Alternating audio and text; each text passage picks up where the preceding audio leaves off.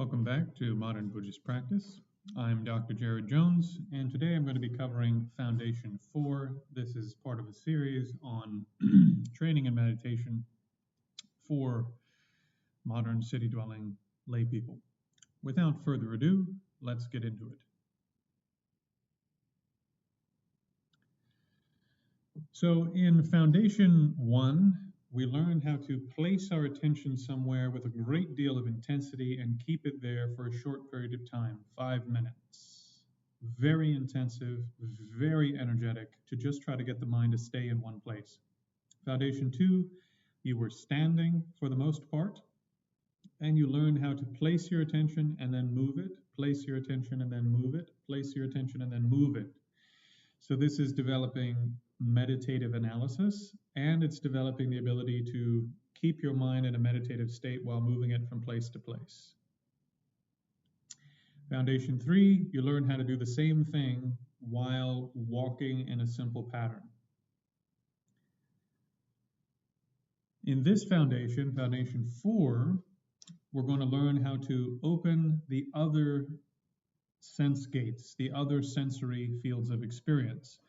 Foundations 2 and 3, you learn how to open the tactile field, the field of your body, to be able to feel what's happening with your body.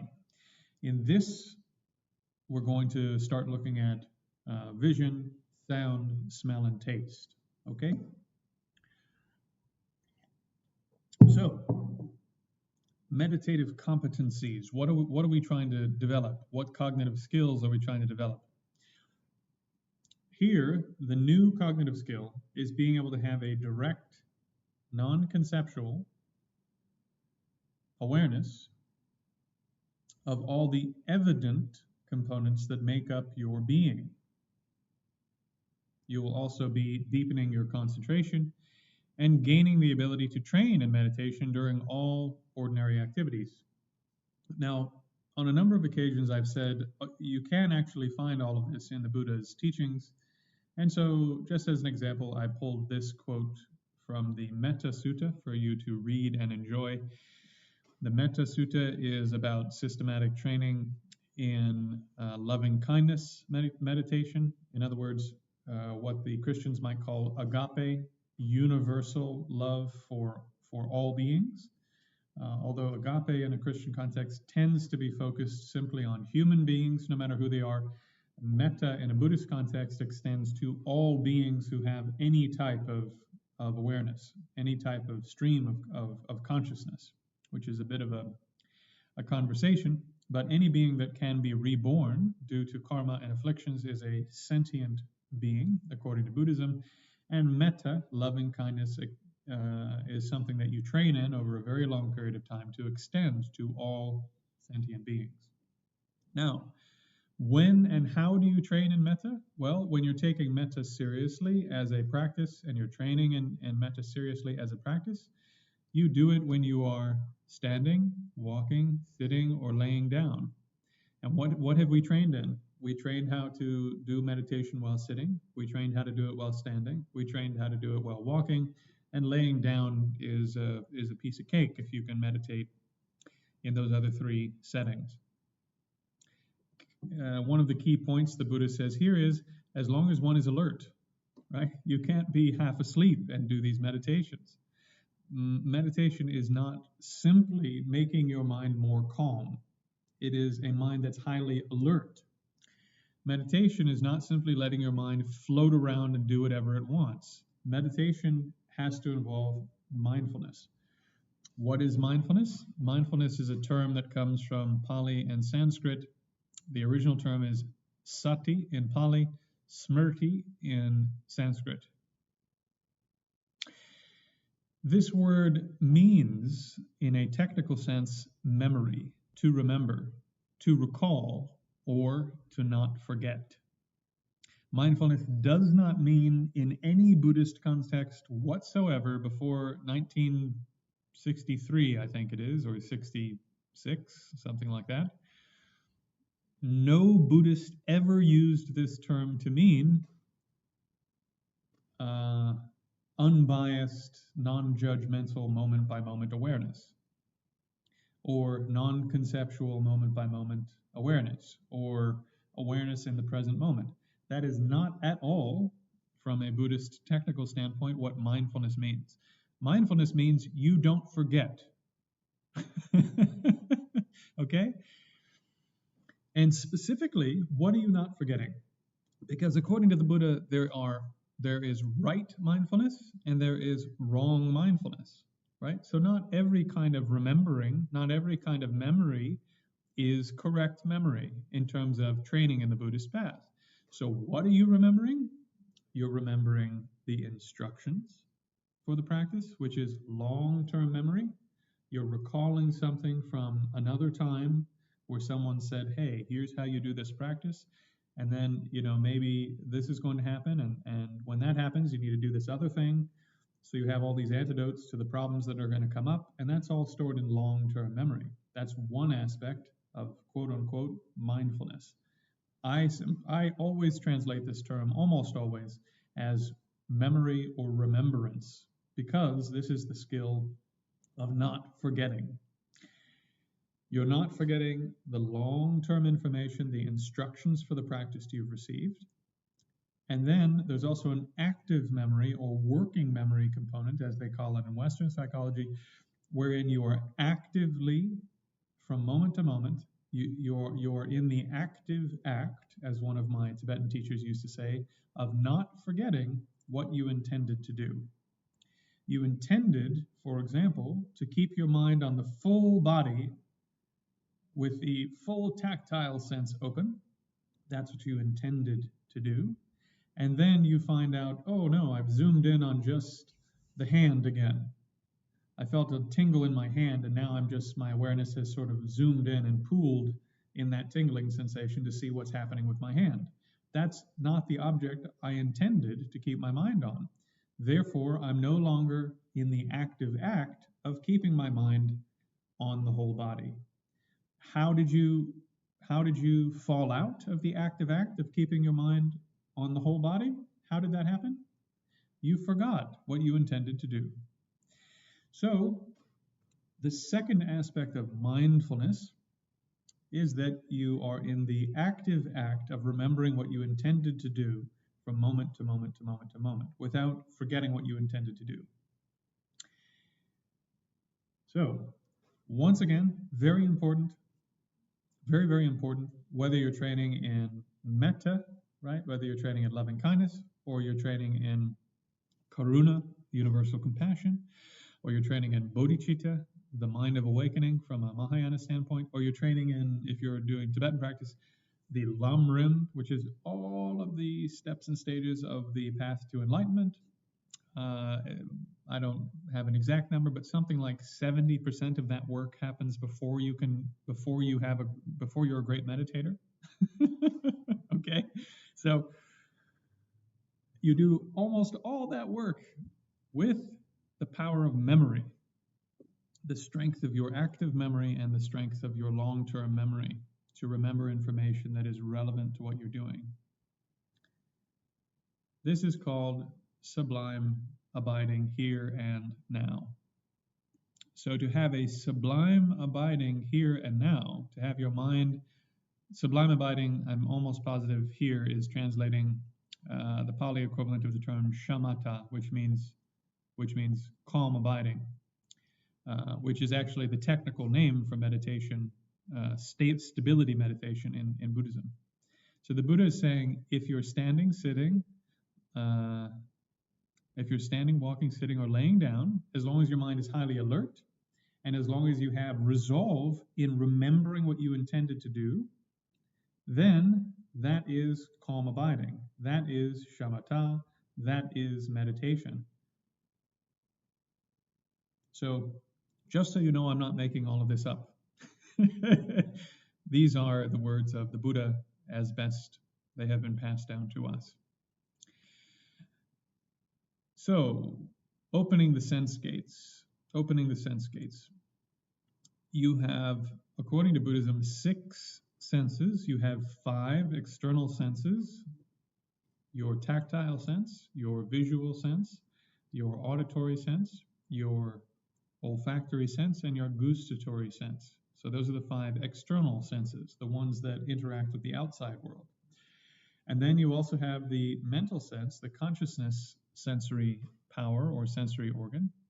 And the consciousness sensory power or sensory organ has unique objects or unique things that it observes that the other five senses do not observe. For example, if you imagine biting into your favorite piece of fruit, maybe an orange or a strawberry or an apple, a pineapple, whatever it is that you enjoy in terms of fruit, if you imagine biting into it, you are seeing, so to speak, the mental image of the experience of biting into the fruit. What sensory organ is seeing that object, that experience? The mental sensory organ. And you can't see the objects of the mental sensory organ with your eyes. You can't hear them with your ears. You can't smell them or taste them or touch them. The only organ you can use to see mental objects is your mind. So there are, according to Buddhism, 6 sensory organs, not 5. There are 5 external and 1, so to speak, internal. That being said, according to Buddhism, you can also use the internal one if you become a very skilled meditator to observe things without needing to use the 5 external senses. But that type of capability is beyond the scope of this course. Right. So what prerequisites do you need for this portion of the course? In general, I would say you need to have some capability in Foundation 1. You need to have some ability to place your mind somewhere and keep it where you want it. Secondly, I highly recommend that you have spent significant time working on Foundation 2 and maybe some time working on Foundation 3. The reason for this is that in Foundations 2 and 3, you learn how to place your awareness from place to place without forgetting the task. Remember, mindfulness means remembering, and you're remembering the instructions, and you're remembering what you intended to do, right? You remember the instructions, you remember what you intended to do. What were the instructions? Place your mind in this part of the body, and then place it here, and then place it here. What am I doing? Actively, I'm placing my mind here and holding it with vibrant, fresh awareness. Then I'm placing it here, holding it there with vibrant, fresh awareness, and I'm not letting my mind jump to anything else, and I'm not doing it in a random order. Everything is systematic. The amount of time I spend on each place is the same, etc.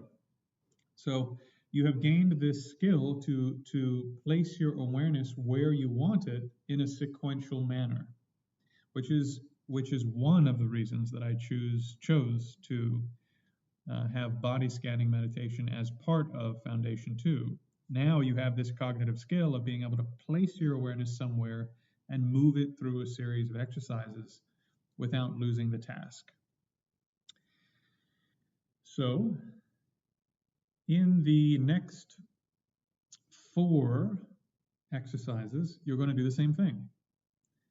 You're going to scan part of that sensory field, and then you're going to, as we did with Foundation 2, you're then going to zoom out, so to speak, and take in the whole of that particular field.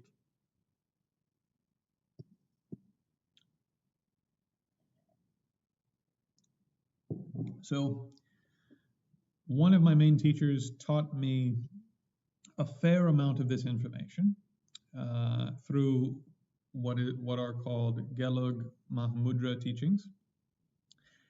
Mahamudra has a tantric version and a sutric version. This is based upon the sutra version, but it is not exactly like what you would find in Gelug Mahamudra's teachings in terms of the way that I'm breaking it down into pieces. The way that I'm breaking it down into pieces is based upon my own training experience, because frankly, I just found it way too difficult to try to simply open up the field and hold it open. So hopefully you'll find my experience in this regard, my practical experience in this regard, to be of some use. Furthermore, Mr. Whitfield taught me a great deal about Zen. His main background was Zen. although he also spent, I think, about 20 years training in Tibetan Buddhism in the Gelug school, which is the same as His Holiness the Dalai Lama. So, Zen practice in general is centered around shikantaza or zazen practice, which is just sitting practice. Now, shikantaza slash zazen practice is virtually indistinguishable from Taoist practice called zowang, sitting and forgetting. And humbly, as far as I can tell, did not become part of the Buddhist corpus until about the 12th century, which is about 700 years or so after Buddhism arrived in China. And there are some records in China prior to the time that this appears in the Buddhist canon where this technique is being talked about in a Taoist context. Furthermore, this technique in Buddhism is called a transmission outside the sutras. So this technique, according to Buddhism, is a technique that isn't taught in the sutra canon. It is, according to Buddhism, a technique that was taught without being recorded in the sutra canon, except the flower sutra, which is a Mahayana sutra that appears in, again, as far as best I have been able to research and discover, is a sutra that only appeared in Chinese and only after Buddhism had encountered Taoism in China, and only after Taoists had recorded that they had this technique and they had had it for a long time. And the Flower Sutra more or less goes like this. It's a very short sutra. The Buddha and one of his students, I believe it's Kassapa, were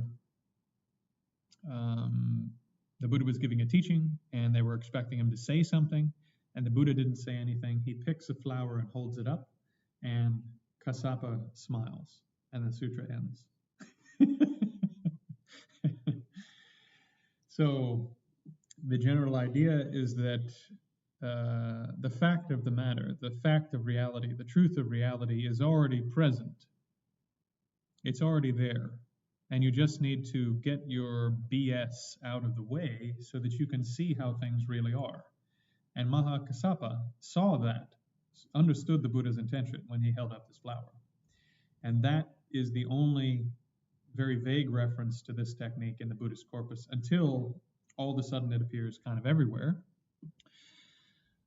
That being said, in the Tibetan corpus, very similar technique of Mahamudra, and I'm not as familiar, but at least in my understanding, very similar technique called Dzogchen records something quite similar to this, and it comes much earlier than what you find in the Chinese canon. So just for those who are interested, there is, kind of an interesting history for this technique. I think what's more important to note than where did it come from, why should we believe this works, etc. You shouldn't simply believe it because Buddhists say that it works. The Taoists also say this is an incredibly powerful technique. Not only do they say it, the Tibetans say this is an incredibly powerful technique. Not only do they say it, but there are versions of this practice that you can find taught not quite as explicitly, but a bit more implicitly in the Thai forest tradition. Finally, there are great Hindu masters who teach this technique also, including some modern masters who will go unnamed, but there are some very, very large Hindu organizations that also teach this technique. So basically anybody that is practicing meditation in a traditional context in the modern world probably will encounter something like this technique at some point. So I put it here as foundation 4, getting closer to the end, because it's really hard to do. And it's so hard to do that to make significant progress in it, there are teachers who recommend that you start with 12-hour sessions. And there are schools of Buddhism, like Rinzai, who say that you should start with 4-hour sessions. And some of the nicer modern Rinzai practitioners do 2-hour sessions. And those who are trying to appeal to the masses will say somewhere between 45 minutes and an hour. And the reason is that you can imagine it almost like, well, there's one great Tibetan teacher who said it's like a glass of muddy water. If you don't stir it, the mind's nonsense will settle, right? If you stir muddy water over and over and over again, it stays cloudy. But if you don't stir it and you just sit and you don't do anything to it, you just let it settle, then all on its own, the water clears and clears and clears until it's perfectly clear on top, as long as it's not disturbed. So this technique works. Everyone agrees it works, but it is so difficult to do because our mind is constantly jumping from sensory experience to sensory experience to sensory experience to conceptual to elaboration, boom, boom, boom, boom, and so fast. The idea for most people that you're going to sit down 20 minutes a day and make progress in this, I think is just not true. You're not going to make much progress that way. And I've seen people who have wholeheartedly tried to sit for 30 minutes or 40 minutes with this kind of, just sit there and do nothing technique. And according to them, not me, they haven't made much progress in it. So this is my attempt to take the best of these techniques, boil it down into exercises where you learn to become competent, learn to become capable in each piece that's involved in this technique. And then at the end, when we do the second half of Foundation 4, we will combine them all together, and then you can do proper just sitting, shikantaza, zazen, zowang, mahamudra, dzogchen, at least the beginning versions of those practices. You can do these in a proper way. So that's my intent, and hopefully you get something out of it. So without further ado, let's get into it. The first one is the tactile sense gate of the 5 external sense gates, which we already covered, so we don't need to cover it again. You have thorough instructions on how to open the tactile sense gate. So let's jump right ahead to the visual sense gate. So you can cover your left eye, or you can simply close your left eye. This is much easier in a seated position to begin with, so maybe you sit down. It doesn't matter if you sit on a chair or you cross your legs a particular way, etc., etc. Just sit down, keep your back relatively straight, close the left eye, and you're going to take your awareness. Now remember, in this type of meditation, we're trying to become aware of the sensory field so you don't look down and squint your eyes, right? In a lot of meditation practices, the eyes are mostly closed and you're sort of gazing down. In this one, you keep the eyes open and they're forward, okay? Just like they would be in real life most of the time. Hopefully, you have your eyes up and you're looking forward. So you're looking forward, the eyes are gazing forward, you close the left eye, and imagine your vision almost like a pie, okay? And you cut the pie into 4 pieces like this. So there's an X, and you have 4 pie pieces. You're going to put your awareness on this pie piece first, right? So I put my awareness here on this whole portion of my peripheral vision. That's where my awareness is. So when I do that, I can see to about, I can't see this, sorry. I can't see that, but I can see this. So about just behind my ear is where my peripheral vision stops. And then I take my awareness and I put it in this pie piece here, right? And I'm looking at this bit of the peripheral vision, which my nose gets in the way, so I see off in this direction. And I just open that part and I rest my awareness there. And then I open the top portion, and then I open the bottom portion. And then if you're capable enough, you simply open all 4 quarters of the vision.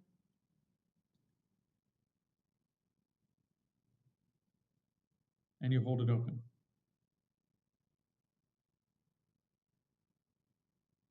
And you do nothing. Now, how do you know if you lost the object of meditation? Well, if you're sitting there, for example, and your mind zooms in on the color of the trees in front of you because it's fall and the trees have wonderful colors and whatever, right? So your mind zooms in on the colors and goes, wow, yellow. Look at that yellow.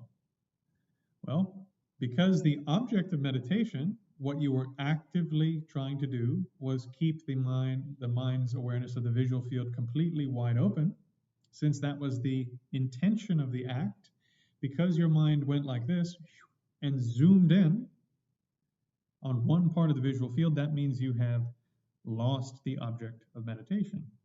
Yes? Hopefully that's straightforward. Another way you can lose the object of meditation when the mind is fully opened a sensory field is that the mind is wide open, it zooms in on something, and then it goes, oh, look at that yellow. I remember my aunt used to have a yellow comforter that was exactly like this yellow. I wonder if she still has that comforter. Blah, blah, blah, blah, blah, blah, blah, blah, blah, blah, blah, right? If your mind elaborates after having zoomed in, you've really lost the object of meditation. So those are the two things to really look out for.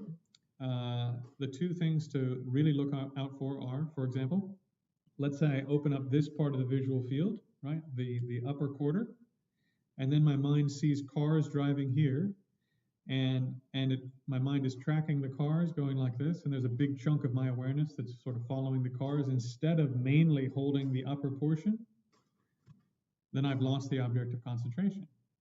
My awareness should be feeling and suffusing this part of the visual field, and the rest of it should become slightly gray.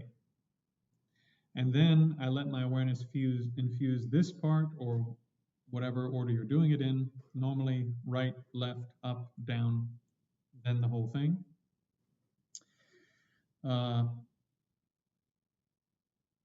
Once you have the whole thing, let's say your awareness is here, your intention was to hold this part of the visual field. If it moves to a different part of the field or starts tracking objects through the whole field, or zooms into one part of the field instead of holding the whole field, you've lost the object. If the mind then mentally elaborates on something, you've lost the object. However, since the complete activity involves mindfulness, involves memory or recollection, if you're sitting there and you're thinking, okay, what was I supposed to do? I was supposed to take my mind and put it here, and then here, and then here. You haven't lost the object if you do that, because the object involves the mindfulness of the activity. The object is to maintain, the activity as a whole involves the mindfulness required to maintain the activity. So conceptual activity related to maintaining your focus on the object of concentration does not constitute losing the object of focus. Okay?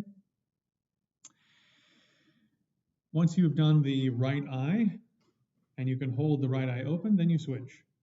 So you can either cover it or you can close it, and you do the left eye.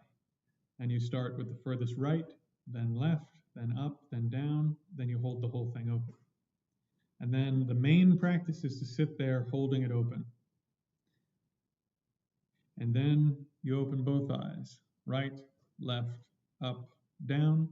Again, dividing the visual field sort of like this, with what you're seeing in the middle is here in the middle, yeah? And then you have this portion, you have this portion, this portion, this portion. And you're rotating through them, giving each one a little bit of time, and then you hold the whole thing. You get rid of the X, and you just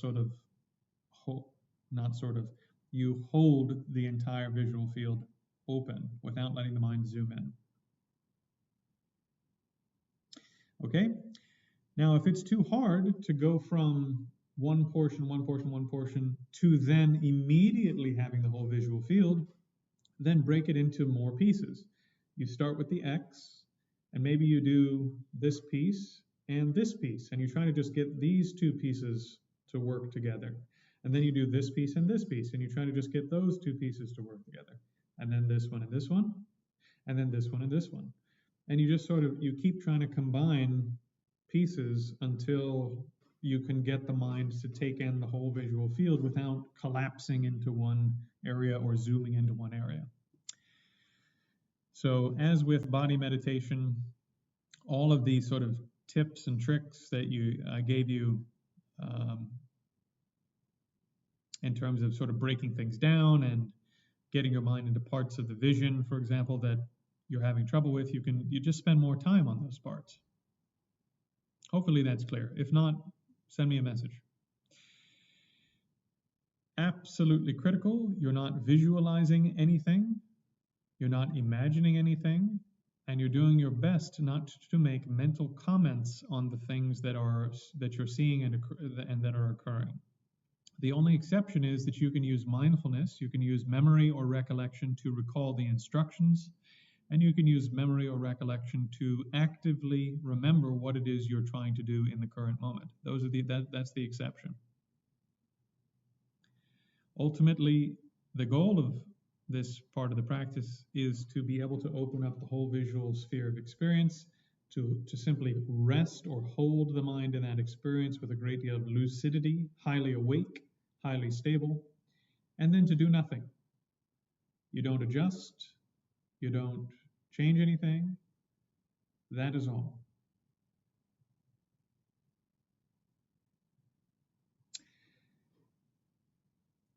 Next is the auditory sense gate.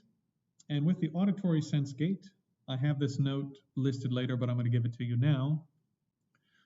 For people who are born completely blind, where their optic nerve does not connect to the brain, for example, or where the visual portion of their brain is not operating at all and has been co-opted to do other things, some of those people have no visual sensory experience whatsoever. So a lot of sighted people, a lot of people who can see, imagine, I think, that for blind people, they see black or dark. Yes? I mean, I thought that for a while, until I saw a really wonderful interview which will help with this next part of the exercises, where a congenitally blind person said to the interviewer, when you're fully blind, you don't even see nothing. You don't even see black. When you and I close our eyes, we see darkness, which is a colloquial way of saying we notice that there is an absence of light. And we have a visual experience called black that correlates to an absence of light. So our visual experience of black or dark is a visual experience. For a fully blind person, they don't have dark or black, and they don't have anything else either. That whole sensory field is completely not there. In the same way that sharks have electroperception, they have another sensory power that you and I don't have, which means that they have some type of internal sensory experience of electromagnetic fields that, as far as we know, this may change, but as far as we know, is not like vision, is not like smell, is not like taste, is not like vision, and is not like touch. It's something else besides these five senses that we know. So their electroperception is another sense that gives them another type of sensory experience of the external world that you and I have no experience of whatsoever. And for a blind person, that's what vision is like for them. Pigeons have magnetoperception. They can somehow experience in a sensory way the magnetic pull of the earth. Now, that may be a tactile experience, or it may be a visual experience. It could be a sound. We don't know. But it very well could also be another sensory experience that is a completely different sensory field that you and I have no access to whatsoever. And if that's the case, then just like that, where we have no experience whatsoever in terms of magnetism, fully blind people have no experience whatsoever that is related to vision, not even darkness. Okay, now, this is important because as we go through sound, smell, and taste, very often there will be nothing appearing in that sensory field. That doesn't mean you're not having an experience in that field. It just means you're having the experience of the absence of something to taste, or the absence of something to smell, or the absence of something to hear. So you can still open that part of the sensory experience without having something in that part of the experience to be experienced. To give you an example, close your eyes and put your awareness in the right part of the darkness, and then put it in the left part of the darkness, and then put it in the top part of the darkness. You understand my point? Even when there's nothing to see, because it's dark, you can move your awareness around in the visual experience of nothing to see. In exactly the same way, when there's nothing to hear in a certain part of your auditory awareness, or there's nothing to smell in a certain part of your olfactory awareness, or there's nothing to taste in a certain part of your gustatory awareness, you can still open that part of the field and leave it open and available for an experience. Okay? So very critical point, and hopefully that will make sense out of what we're doing in the next 3 exercises. So with the auditory sense gate, the sound, first you close your left ear, your right ear is open. Now, you're going to put your attention as far as possible as you can to the left, and then as far as possible as you can to the right,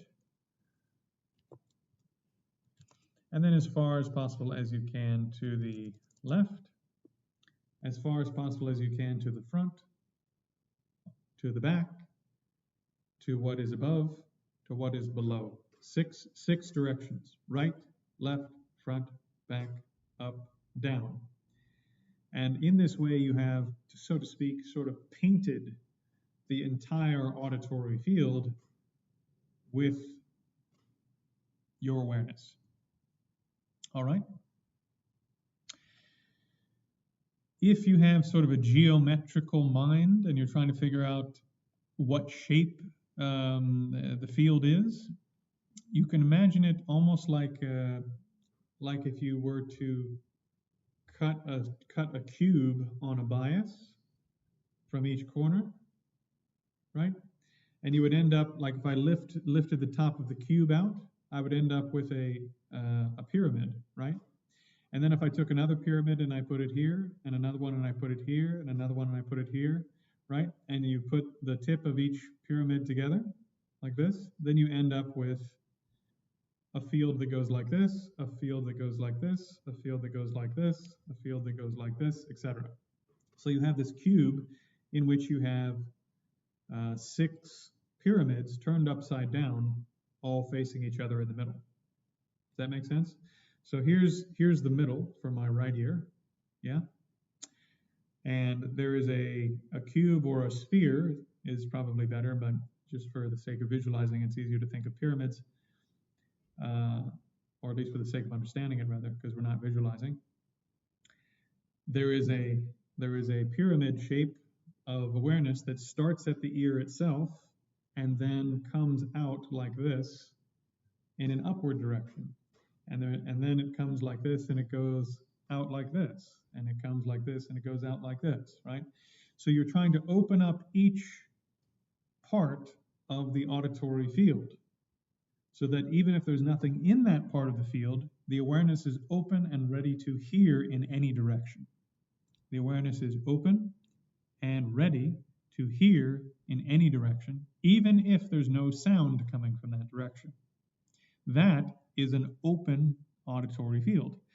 If the auditory field, if you hear a car outside and your mind goes, and it zooms into one part, it has now closed the rest in order to zoom in and listen to that car.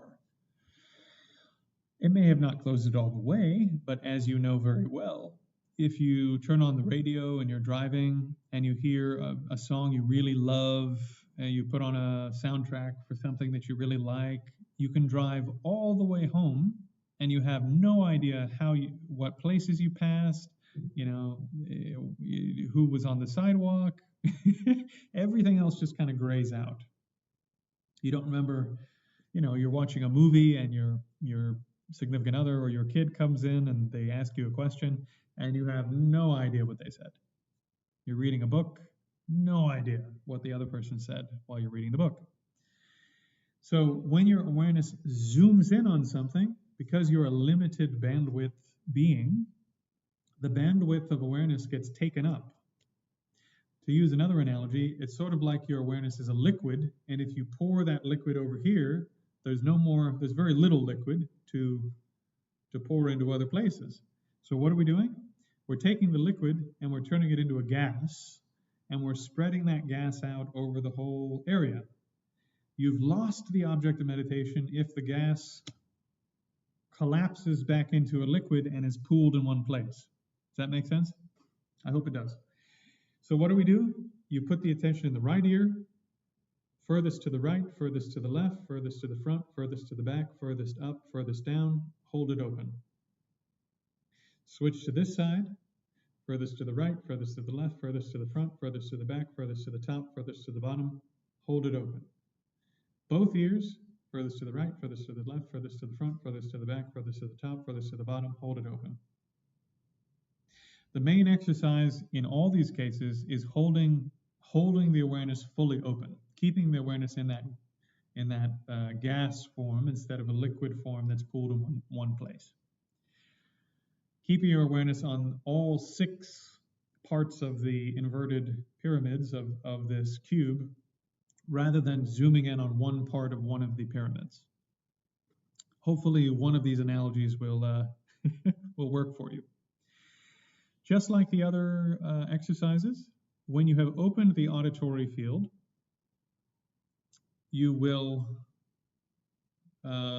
simply let your awareness non-conceptually fill that auditory sphere of experience and hold it open. You do nothing else. That is all. As before, if you find that too difficult, then break it into smaller pieces. See if you can do up and down and just hold up and down. See if you can do left and right and just hold left and right. See if you can do front and back and just hold front and back. And then maybe you do left and front. Then you do front and right. Then you do right and back. Then you do back and left. And you hold those two. And then maybe you do front and up, right and up, blah, blah, blah, blah, blah, blah, blah, blah. Hopefully you get the idea from that.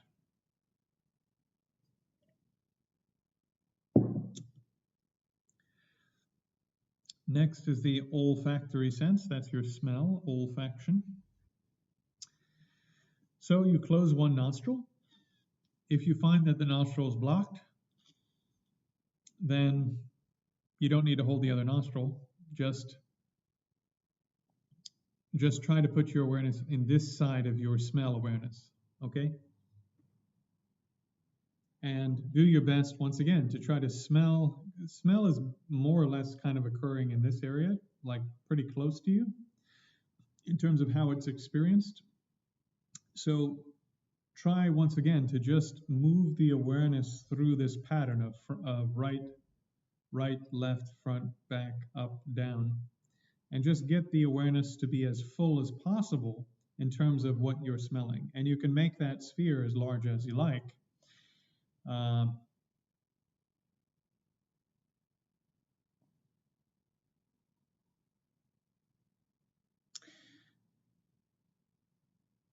Yes, you can make that sphere as large as you like, and then move to the other side. So now you do the left nostril, right, left, front, back, up, down. And then you do both nostrils, right, left, front, back, up, down. Hold it open.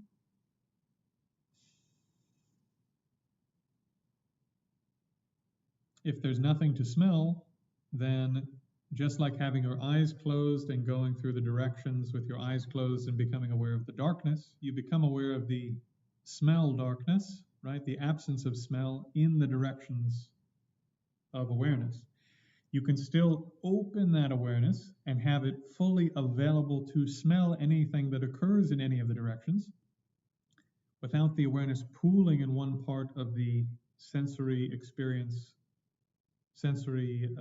potential sensory awareness of smell,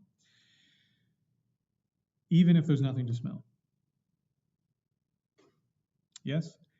The only smell that will probably be around, if you don't live in a place that has a strong smell, will be the smell of your own lip, or when you're going like this, it'll be the smell of whatever's on your hand, or it might be the smell of your fabric softener, might be the smell of if you're burning incense or used to burn incense, or if the meal that you cooked today, whatever's in the environment will be what's there.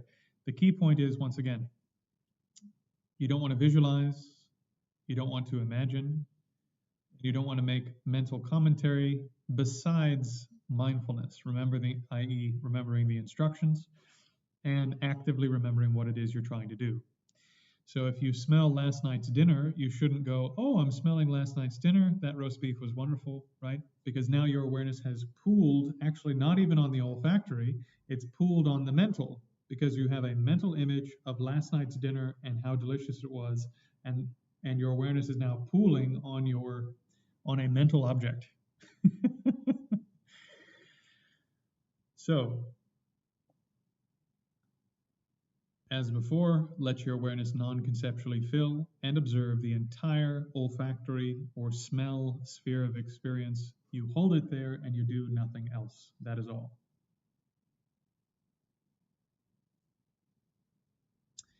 Finally, the gustatory experience.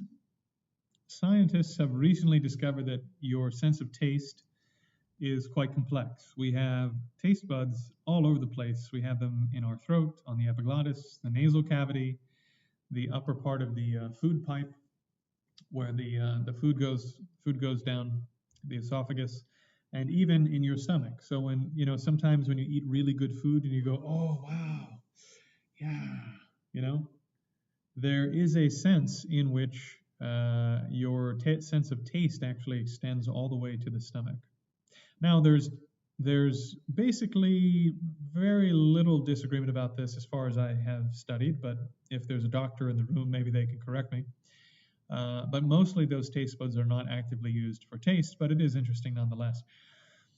And from personal experience, I would say that, and from a scientific perspective, it is indeed the case that your sense of taste doesn't seem to simply be limited to your tongue. From a scientific standpoint, taste and smell are often mixed by your mind, such that even though there are only, I think they discovered a seventh taste now, but whether it's 6 tastes or 7 tastes or 10 tastes, your tongue tastes salty, sweet, sour, bitter, umami, which is sort of like a savory taste, and then I think recently they might have added metallic or something. In any case, your tongue has a very, very limited number of things that it actually senses. However, when you bite into a beautiful strawberry, you don't simply, according to your way of experiencing the world, you don't simply taste sour and slightly bitter or sour and slightly sweet. You taste strawberry smell. So your mind takes the smell of the strawberry and makes it part of the taste. So your sense of taste is actually much more expansive. Whether or not taste really does extend down the throat and into the nose and all sorts of other places, even into the stomach, it is interesting, at least, to simply try to don't limit your awareness to the tongue. Simply let taste exist wherever it seems to exist, and become aware of wherever taste is existing. The capability to taste, become aware of wherever that capability is existing in the body without focusing on the body. Because your sense of tactile stuff is different than your sense of taste. So your sense of where something is in space and where something is in your body is different than your sense of taste. And in this, meditation, we're focusing on taste and the potential area of taste, not where taste is located in the body or where the ability to taste is located in the body. This is a very important distinction. So, for the sake of ease, let us simply say that the mouth area is where taste is focused, and I think we can all agree on that much at least. And in sequence, you're going to put your attention, need to change this one as well. The furthest to the right you can taste, the furthest to the left you can taste, the furthest forward you can taste, the furthest back you can taste, the furthest up you can taste, the furthest down you can taste. And that doesn't mean you're tasting something in particular, just like having your eyes closed. You're simply scanning the full range of where taste can occur, and then you're holding the full range of where tastes can occur open and available and ready for a taste to occur, without letting the mind zoom in on one flavor or zoom in on one part of the taste part of your experience.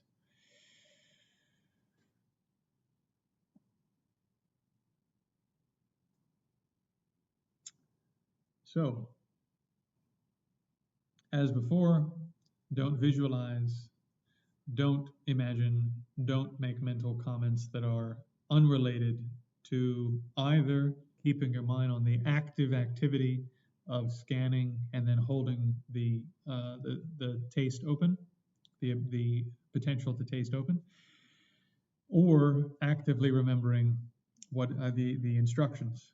Sorry, well, one more time.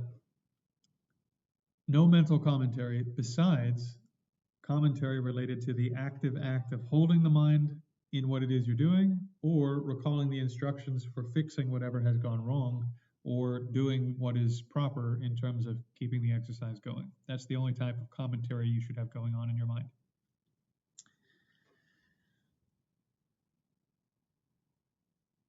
Once you've opened the gustatory field, to the right, to the left, to the front, to the back, as high as you can, as low as you can, once it's fully open, you simply hold your mind in that open taste experience, in the open olfactory potential.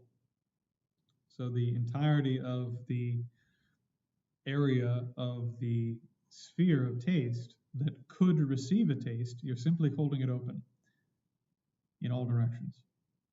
And that's what you've focused your awareness on. Now, what you'll probably notice is that you do actually taste things, even when there's very little to taste.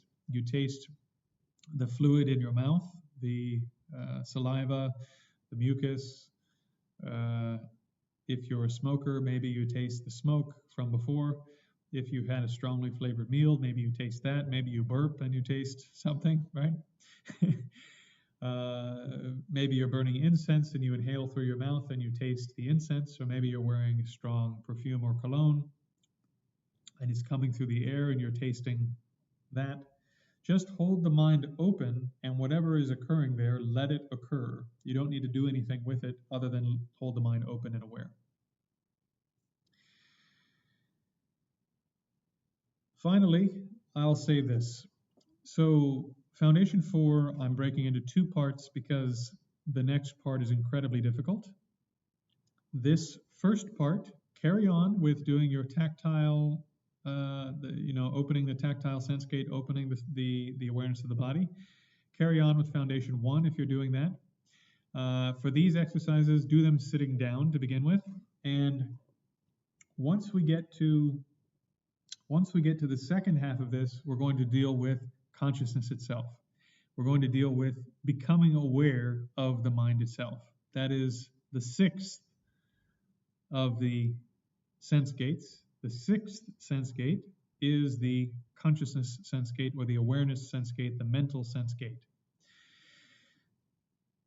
If you want to be very, very skilled in Zen style meditation, just sitting, Shikantaza Zazen, or Zhuang practice from the Taoist tradition, or Mahamudra, and the beginning stages of Dzogchen, as I understand them, humbly, the technique we just went over will make a world of difference to those practices, because you will gain competence, you'll gain the cognitive skill of being able to simply let your mind open your awareness and hold it open no matter where the information is coming from externally. That is a huge, huge, huge leg up if you're trying to just sit and let the mind be open like a mirror and to be aware of everything without responding. Yes? The only thing we haven't done is talk about, well, how do you do that with consciousness itself? How do you do that with the mind? What does that look like? And that's something that deserves its own session. That deserves its own talking point. And then once you've done all the five external senses, and once you've done consciousness itself, there is the very difficult matter of combining all six of them together. So when you're talking about Zazen, Shikantaza, in my humble understanding, things like Mahamudra and Dzogchen at the beginning stages of those practices, and my understanding of Zhuang from Taoism, and there are some Hindu teachers who teach techniques like this as well. What you're doing in those techniques is combining all six of your senses and holding all six of them open simultaneously. And everything that occurs, your mind becomes like a mirror that doesn't, again, like the analogy here, like a gas that is spread out everywhere, and the mind simply stays open and it doesn't pool or collect in any experience that occurs. It simply stays in that wide open gaseous state, like the air or like space. It simply stays open, and like a mirror, it doesn't respond to what occurs. Whatever occurs simply appears in the mind and moves through the mind, and the mind offers no resistance and changes nothing with regards to what appears. Yes, like a mirror. So it's like wide open space, or like a gas, or like the air that spreads out everywhere, and it's like a mirror that simply reflects what occurs. And it does this with all six of your senses simultaneously. Oof.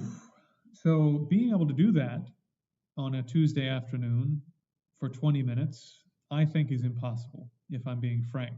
And I think to teach that as a beginner's technique and to tell them that if you just do this 20 minutes a day, it's going to make a huge difference, I think probably is not true. I think you can build up a habit of sitting if you do that, which is good.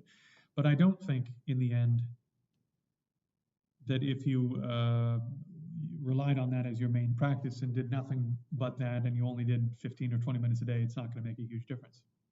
There's a wonderful Tibetan teacher who used the analogy, I can't remember if I said that already, used this analogy of water and mud in water. And every time you stir the water, the mud comes back up and it becomes completely cloudy. And if I already used this analogy, I apologize, but it's worth repeating if I did. If you simply let it sit, then it clears itself out naturally. But then as soon as you stir it, it's completely cloudy again. It's not like it goes back to being like a little cloudy in just the bottom part. As soon as you stir it, it's completely cloudy all over again. So the only way to fully clarify it is to spend a long time letting it settle and settle and settle and settle and settle. So the schools that take that technique seriously, like Rinzai, for example, you're going to be doing, 3 or 4 or 5 4-hour sessions or 3-hour sessions. That's how you get the mind to make a lot of progress in that technique. There are Dzogchen monasteries in Tibet who use a similar approach where they sit for 12 or 18 hours a day with that technique. So that's the context in which just sitting with awareness will allow you to make really rapid, really profound progress with that type of technique. Now, if you're like me and you don't have 12 to 18 hours a day of formal seated practice to devote to your practice most of the time, then what I would recommend is work on the little pieces, work on the visual, work on the auditory, work on the smell, work on the taste, work on the tactile. Eventually, when we get to the next part, work on consciousness itself, work on awareness itself, and being able to reflect like a mirror whatever appears in consciousness is the next phase, which is quite difficult, right? If you can do that, then you can slowly build up the capability through your ordinary daily activities of being able to bring your awareness, meditative awareness, to the visual, and then bring your meditative awareness to the auditory, and bring your meditative awareness to the smell, and bring your meditative awareness to the taste, bring your meditative awareness to the body. And because you're training to do this while sitting, standing, walking, laying down, more and more and more and more and more of your life becomes this grand meditative exercise. And therefore, you can slowly begin to become one of these practitioners who's, you know, not as profoundly perhaps for a while as these great practitioners that are sitting quite actively for 12 or 18 hours a day, but surely you're going to be doing much more practice than average, and therefore the results you get will be above average. Yeah. So I think as lay practitioners, if we can get above average results that have real impact on our lives, that's a good start. And then, if you're so inclined, you can go do some retreat. Go do a week or 2 days. If you can get a month off, go do a month. If you can really get some time off, go do 3 months, with good teachers, good guidance. Make some real progress. And then when you come back, use all these techniques to continue building, maintaining the new level you got, and building, stabilizing those capabilities, and then go do another retreat. And you go from here to here, and then come back, stabilize, maintain, go do another retreat, go up a little bit, maintain it here, and so on and so on and so on. You see? This is how you can make real progress as a layperson, living in the modern world as a city dweller. And as humbly as I can, I'll tell you, it is my personal experience that this approach does work. Okay? Well, good to see you again. Hope to see you again very soon.